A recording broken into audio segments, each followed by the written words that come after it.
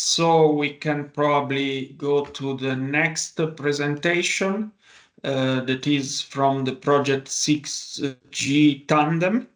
And Liesbet is already with us and ready to start sharing, I can see. So thanks a lot, Liesbet, to be here with us, and the floor is yours.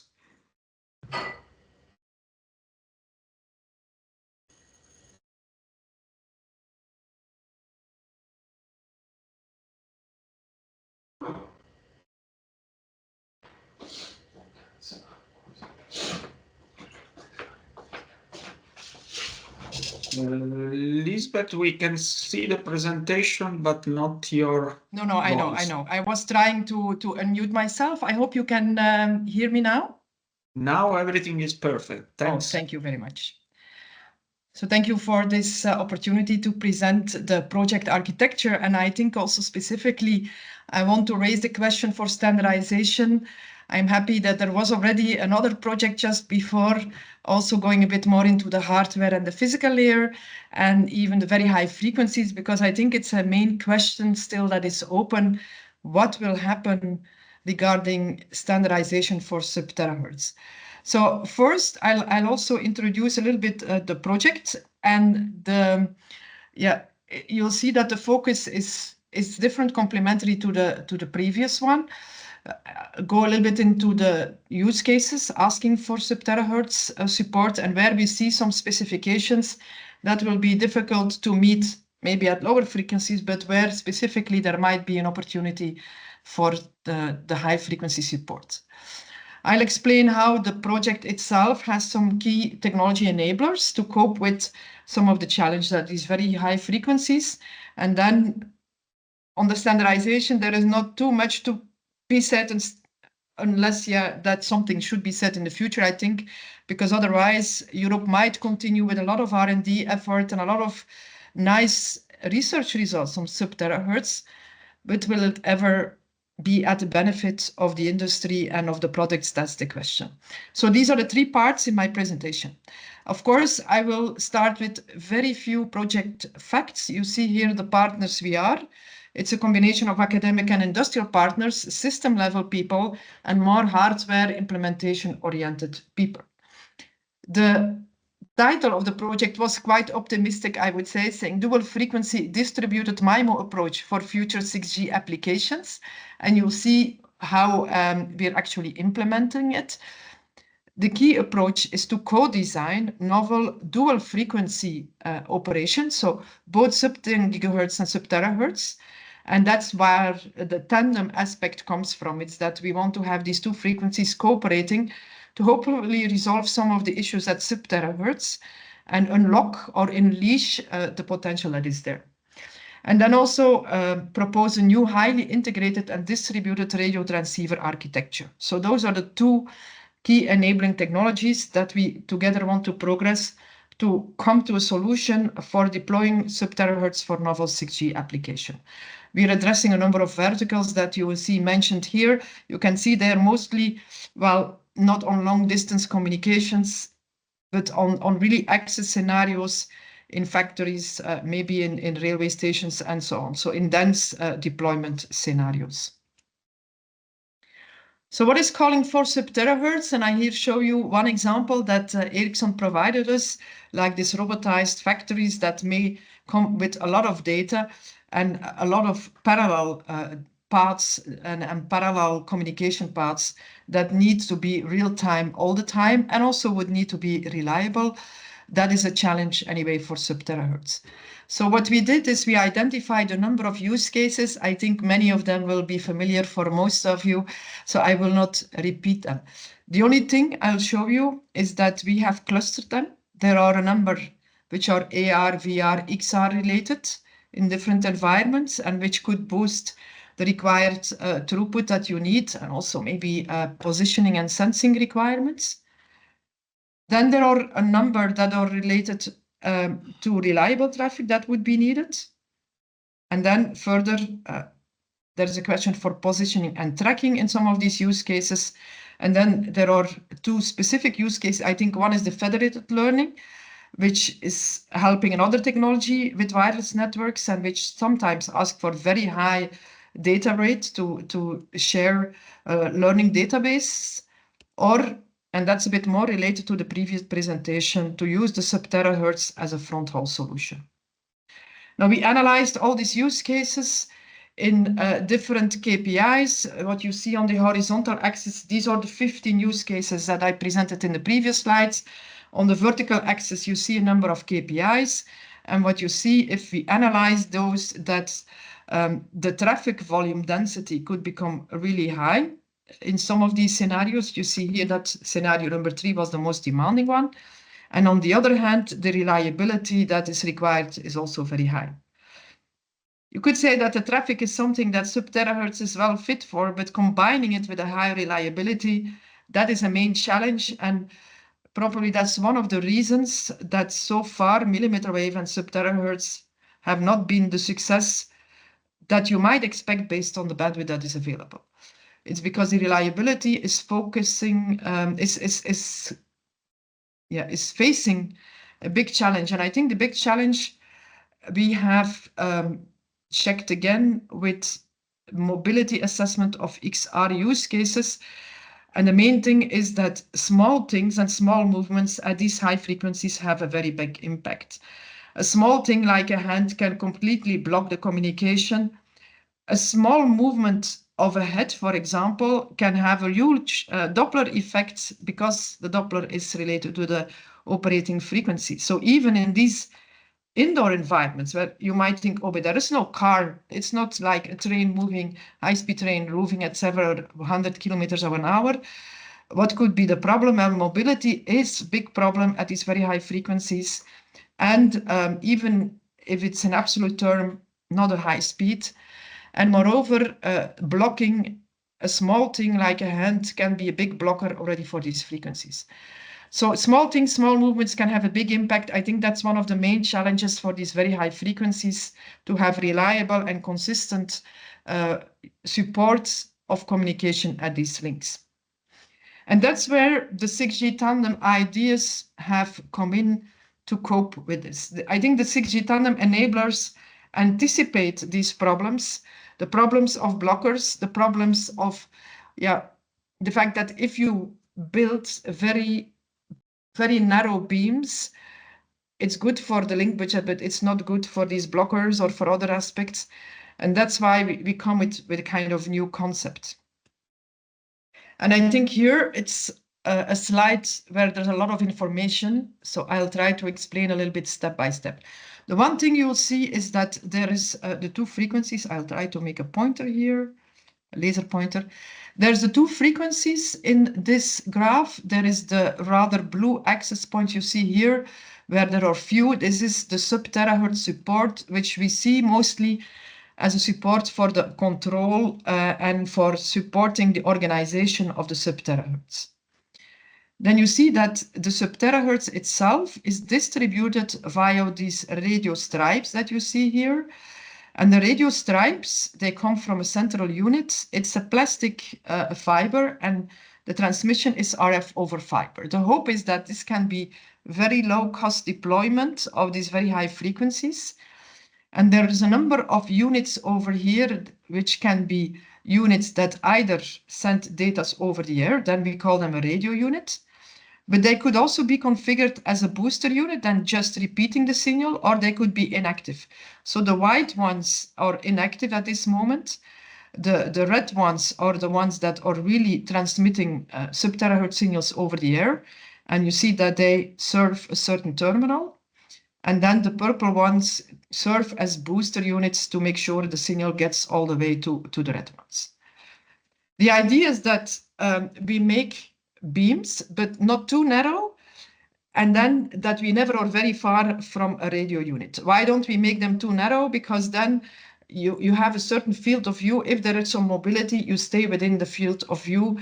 And also it makes for low cost and low complexity solutions at both sides of the link. So it's a double purpose, making sure that the field of view is not too narrow and we are not dropping out immediately, that you don't need a very frequent updating of the beam steering and the coding aspects. but also making sure that the implementation of many antennas should not be there, and the control of those at all of these units.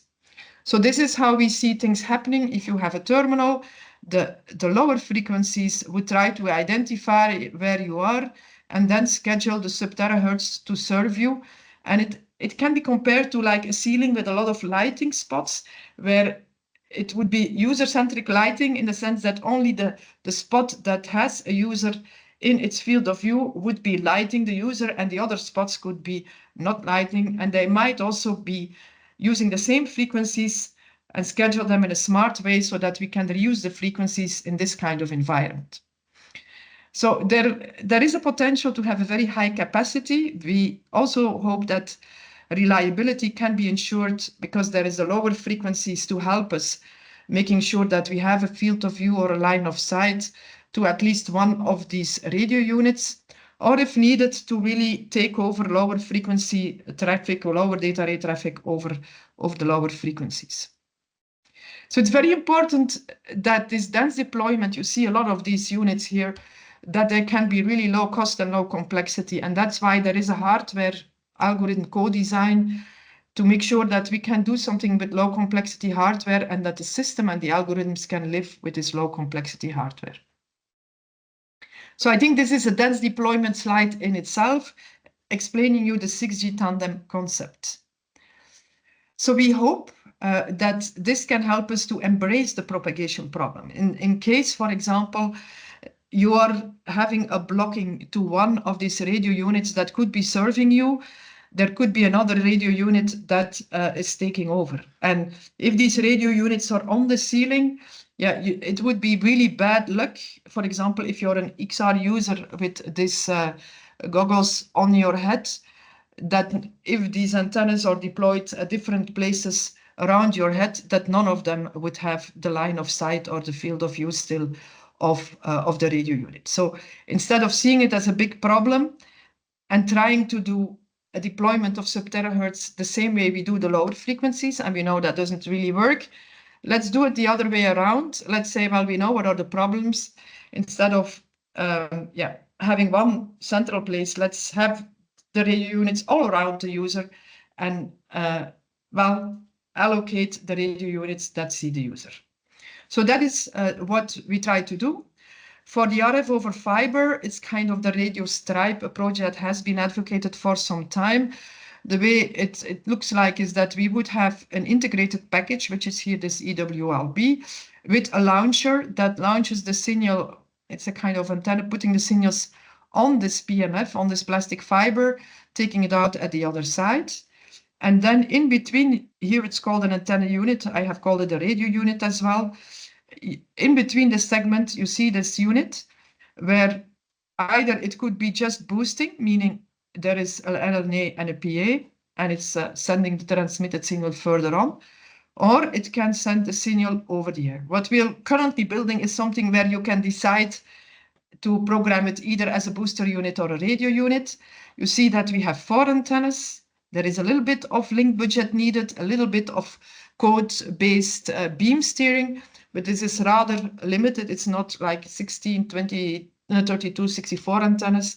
It's only analog as well. So it's a rather simplified beam steering or beam switching concept that we're trying to implement. So we are progressing the hardware system co-design. There is a number of work packages, one of them already finished on the use cases and so on. Now, what's happening currently mostly is in parallel. There is the system level design on how to transmit over the 2 frequencies, cooperate between the 2 frequencies, transmit over the fiber, transmit over the air. And in parallel, there is the development of the hardware of the sub-terahertz radio stripe for this, also for these multiple antenna systems, which are rather simple, but still need to be controlled along the stripe. And in order to progress them in parallel, we have built a lot of models, and we use these models of the hardware in the system design, and we refine them as we progress in the project. And in the end, we hope to come with a lab demonstrator. So we're trying to innovate sub-terahertz to be able to overcome some of the bottlenecks and the barriers that are there, I think, for really exploiting the nice hardware, the nice bandwidth. But what with standardization? What is the status? What have we done? What have we not yet done? And what could be a role for EU in cooperating partnerships? Well, what has not been contributed by the projects, I think we have contributed on a workshop. We are monitoring 3GPP, but there is no clear priority, I think, in 3GPP for the sub-terahertz bands. We are monitoring and following what happens in Wi-Fi systems. We learn from lessons that 11AD and related systems have not been very successful so far. Was it too soon? Was it too complex? Or maybe the deployment that is good for lower frequencies just is not the right way to progress for millimeter wave. So we also follow that up. But I think in the end, there's probably new technological perspectives needed to resolve the barriers to successful deployment. I think we should be careful not to run into the same wall as to what happened with 60 gigahertz Wi-Fi, with also the millimeter wave in 5G, which is probably not as successful as has been anticipated. And there is a number of technological reasons for that. And we hope that projects like 6GTandem and others can come with new perspectives that could make it relevant and reliable technology to be standardized. So what to further do? Well, I think this is a message I got from Nokia, and I have the impression from talking to people in industry and in R&D that we kind of agree on this view, that the very high frequencies are relevant for sensing and for short range, probably not for what we would call mobile outdoor deployments, because of the problems that have been mentioned. So they could also be used for offloading traffic, as been said. We also see that as one of the solutions. So what will happen next? I think this could be the agreed focus for the sub-terahertz bands, and then where could it get standardized and when? We can observe that there is a lot of attention in R&D for the high bandwidth, but we cannot change physics, so there have been a number of problems. There are new vistas in 6GTandem, but also related EU projects. We heard about one, but there are others also working on the RIS, for example, which is a complementary technology, I think, to also overcome the blockings. And we should bring all these ideas together to show that the barriers that were there might get resolved in the future and might be a good way to deploy these frequencies. There is already some interactions planned with some other sub-terahertz projects.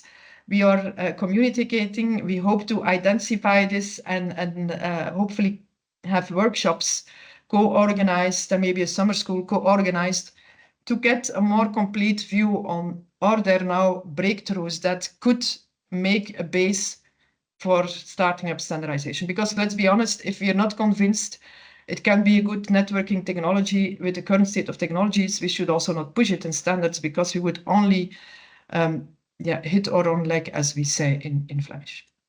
So I think the outcomes of all of these should be disseminated, and then eventually the solutions could lead to valuable proposals for standardizations. At this moment, I think we need to raise the confidence level. Unfortunately, there's been too much negative also experiences with the very high frequencies.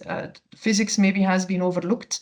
And I think if we can raise the confidence level with some novel perspective and with convincing demonstrations, then the work towards standardization could probably start. But I'm looking forward to maybe questions, but also to cooperating on the EU level. I know there's a lot of projects that have worked on the very high frequencies in Europe, and it would be a pity if this cannot, in the end, lead to a competitive advantage, because maybe they are not currently a focus of standardization. So I think we should try to progress this towards making it something that is a reliable and trusted technology. So that's where I am.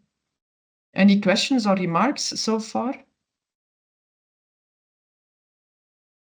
No, we don't have question in the chat at least. I totally share your view actually on standardization aspects.